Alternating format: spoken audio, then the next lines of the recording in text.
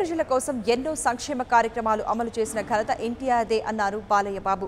మహానాడులో ఎన్టీఆర్ నివాళి తీర్మానం ప్రవేశపెట్టిన ఆయన ఎన్నో విప్లవాత్మక సంస్కరణలు తీసుకొచ్చిన ఎన్టీఆర్ ప్రజల గుండెల్లో చిరస్థాయిగా నిలిచిపోయారని తెలిపారు.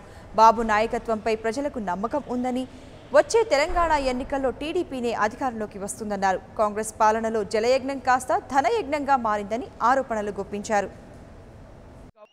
परवर्धनी संसारे मृतः कोबा न जायते सजातो ये न जाते न याति వంశః సమున్నతిన్ అని శంకరాచార్యులు గారు చెప్పారు.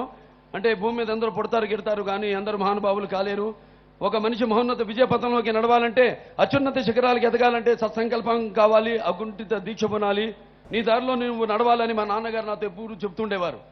ఎన్నో విప్లవాత్మకమైన సంస్కరణలు తీసుకొచ్చి మహిళలకి ముఖ్యంగా ఎన్నో ఆయన ఒక ప్రత్యేకమైన విశ్వవిద్యాలయాన్ని స్థాపించడం, అలాగే 33% రిజర్వేషన్లు, ఆ ఆస్తిలో సమాన హక్కు ఇలాంటివి, అలాగే కిలో బియ్యం, కనీసం అవసరాలు పేదవారికి కావలసిన కనీస అవసరాలైన కూడు గూడు గుడ్డ నీడ వంటి కనీస అవసరాలను అప్పుడు కిలో బియ్యం, ఈనాడు మనం చెప్పుకుంటున్నాం ఈనాడు ఆహార భద్రత అని, ఆనాడే రామారావు గారు 2 రూపాయలకి కిలో బియ్యం ఇవ్వడం పంపిణీ చేయడం జరిగింది.